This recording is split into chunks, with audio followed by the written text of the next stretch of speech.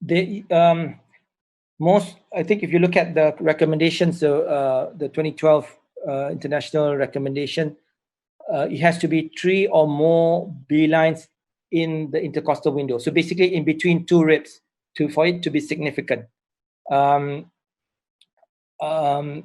Because sometimes in the elderly particularly, and if you're a smoker and things like that, there's a lot more B lines which may not be very significant at that particular point. So it has to be 3 in one intercostal window, meaning that in between the 2 ribs that you see, it has to be 3 or more for it to be significant. What's the other question, Hafiz?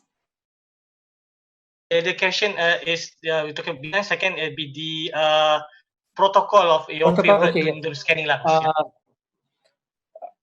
As I mentioned probably in my talk, the blue protocol, the bedside lung ultrasound examination by Liechtenstein is quite comprehensive, but it's a very purist protocol. It looks only at lung ultrasound to diagnose pneumonia, pulmonary edema, and so on and so forth. Okay, but I think as a whole, I would also combine it with using a bit of echo, DVT scan if you're concerned about pulmonary embolism, and so on and so forth. Currently I kind of examine the areas that I'm concerned with, and I look for the possible diagnosis, which is pneumonia, effusion, edema, as well as pneumothorax. I don't really strictly follow the blue protocol, but I also combine it with, as I mentioned, other ultrasound examination.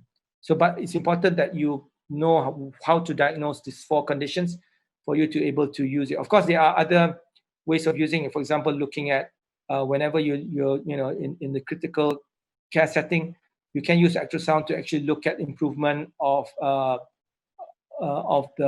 lung condition with alveolar recruitment, or even looking at the lung, for example, improvement of your pulmonary edema, whether your management is doing any good with even diuretics or non-invasive ventilation and so forth and so on. You can actually use it not just to diagnose, but to guide your therapy as well. I hope that answers your question. Yeah, Dr. Shah, I think since we are in the lung ultrasound, are we able to assess the severity of pneumonia or stages of it? I mean, with the ultrasound? Yes, you can. I didn't go into great detail. Actually,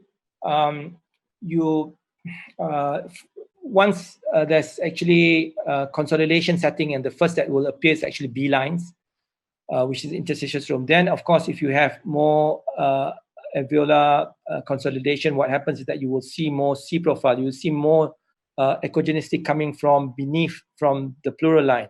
And in the extreme is actually the hepatization, where you look at, the lung is all flooded, and in actual pathology, if you excise the lung, it's going to look similar to a liver. So you can look at the severity, because then, of course, if you map the areas, how bad the lung is. So most of the time, in real situation, when we deal with ICU, you don't get the whole lung being pneumonia. Usually, pulmonary edema, yes, you will get a generalized pulmonary edema. With improvement, you will see that it will move, the pulmonary edema will move to the dependent area. But in pneumonia, you'll probably see a very specific area that's pneumonic. But in ARDS, it's different. ARDS, you can see, parts of it having pneumonia. There's also going to be effusion. There's going to be a consolidation, and so on and so forth. And it varies. And of course, you will see more of it in the dependent area in the ARDS. So you can actually look at severity, and also you can actually look at, I would say, you use it to guide your therapy. I mean, I did a stint in Italy once, where we even use it to actually look at the lung. This patient had severe community-acquired pneumonia and was put at ECMO, and the patient was, the lung was actually monitored to see when was the right time for actually the ventilation to start back. So basically, the lung was rested, and when there's actually improvement on lung ultrasound, the ventilations, the conventional ventilations is started back for the patient. Thank you. Okay, next question maybe regarding the current pandemic of COVID-19 that we have worldwide. How about your experience, anything while fighting against COVID-19? And you reckon that the performing ultrasound will be safe when scanning COVID patients? And what would your preference precautionary measures in your setting? Okay, with regards to my experience, I have to be honest, I don't have much experience. Most of the patients that we deal with have been negative, the pneumonia patients. I think Dr. Mahfiz will probably have more experience, and this will be part of his talk later on. But in Malaysia, at least there have been, particularly from the emergency medicine fraternity, they've actually incorporated lung ultrasound in the screening of possible COVID patients. So because in order to for each and everybody of this to suspected COVID, to get CT scan may not be feasible. So they've actually incorporated, and they've actually shown that the yield is quite significant. If you have COVID, pneumonia, and even though it's fairly asymptomatic, the findings will be will be positive when you do lung ultrasound, which is easy. It doesn't require patient to move around, particularly when they are COVID and then moving around. So there have also been protocols on how to actually do it safely. For example, of course, the patient is PPE, but also the equipment can be actually protected. There have also been documentation in literature of using cordless ultrasounds, for example. So the probe, which is cordless and separated from the actual screen, is actually being covered, and then you scan, and then at least this minimizes the potential of spread through the actual cord and the machine itself. I hope that answers the question. But with this regards, probably we could advertise that you're doing a talk sometime earlier at the end of the month.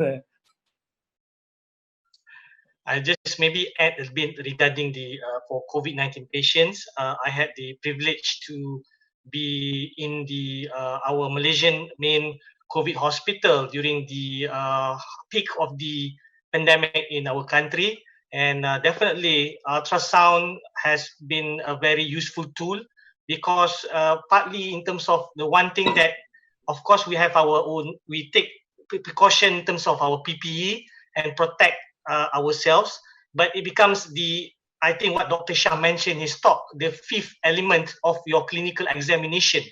Because, for example, when you auscultate, it's very impossible to sort of like have your stethoscope and listen without exposing yourself to the patient directly. And ultrasound plays a role in that sense to get that extra sense and assessing real time what, for example, how when you are auscultating the lung and looking at the ultrasound, as well as the clinical conditions, as I think most of you are aware, for COVID-19 patients to be hypercoagulatic and having conditions of sudden pulmonary embolism, and the assessment of POCUS, your point of care ultrasound, would help you in terms of putting a more direct management to the most likely possible diagnosis, rather than, because you can't really send patient unstable or just blind treatment. So you would be more focused on that. All right, I think another question, I think, okay, about the ultrasound when dealing issues intraoperatively, like abdominal surgery. Oh, okay. If you're dealing, if the surgery is ongoing, there's probably, and if you have, for example, an unstable patient, it's possible, but it's quite difficult. For example, if you want to do lung scan, you can actually go under the drapes and try to do lung scan. Echo is possible to do some views, but not all views. The ideal situation, the ideal answer to that was actually if you have an unstable patient who's undergoing laparotomy and you want to use ultrasound to guide your hemodynamic management, is actually a TEE. And as I mentioned earlier, with the non-cardiac surgery, you don't need to be an expert in TEE. There are only about 4 views that's from the emergency medicine literature that you need to master to diagnose the common diagnosis. For example, you're talking about tamponade, or left ventricular dysfunction or hypovolemia. These are the main diagnoses that you can actually use a transesophageal echo to actually assist. So if you don't have that, like for example, I don't do much transesophageal echo, so usually I try my best to underneath the ribs, and then use other modalities, for example, central line and things like that, to actually get some form of information where the patient is at now, and then once the laparotomy finishes, then I will probably do a more complete examination. So it's also worthwhile to know if I had a patient who's unstable pre-operatively, I would scan them beforehand, and either before induction or post-induction, depending on the situation. But I would scan them beforehand, provided that the surgeon allows me to do so, because in example, for example, AAA coming to you, ruptured AAA, you don't have that luxury. So it depends. So if you have a high-risk case, I would also, for example, high-risk case emergency in the middle of the night, I would do an echo myself and have an idea on what the function is like, if the volume of the patient and kind of screen the patient for other possible, for example, if the patient has got some intestinal obstruction or possible perf, whether there's any FAST, doing a FAST, whether there's any fluid accumulation, which could point to possible abdominal sepsis and so on and so forth. So you can actually do it pre-op. Of course, post-op. Intra-op can be a bit tricky. That's my experience. Thank you. All right. We have like just a few minutes, maybe just one quick comment on this last question. Role of intraoperative ultrasound for hepatobiliary surgery? Oh, okay. You can, I think mainly for hepatobiliary surgery, surgeons sometimes, I have in the past, the surgeon have asked me to have a look at the gallbladder. I guess more so to diagnose whether there's any the condition, whether it's inflamed, whether there's a lot of pericystic fluid and so on and so forth. But if there's any concerns about shock secondary, septic shock secondary to acute cholangitis and things like that, it should be a shock protocol ultrasound should be performed. So at least you know what you're dealing with, and at least for example, the heart is good. What you're dealing with is most likely the volume, or if the volume is good, and the rest is still there is a certain degree of hypotension. So you might be dealing with septic shock based on also the findings of the gallbladder or the focus gallbladder examination as well. So I think you need to. I think the answer to that would be more of assessment using it as part of the shock protocol to actually assist you in the management, the peri-op management of these patients. Okay, thank you very much, Dr. Shah. I think for your perseverance to answer questions, definitely the interest from our viewers today. Thank you very much again to everybody to log in and to listen for the whole session today. From the Wisonic side, any closing that you want to say before we end this session?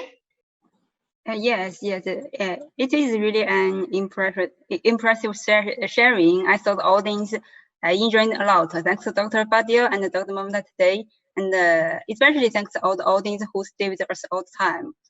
For more information about the Wisonic new webinars, please follow Wisonic public account on Facebook or LinkedIn.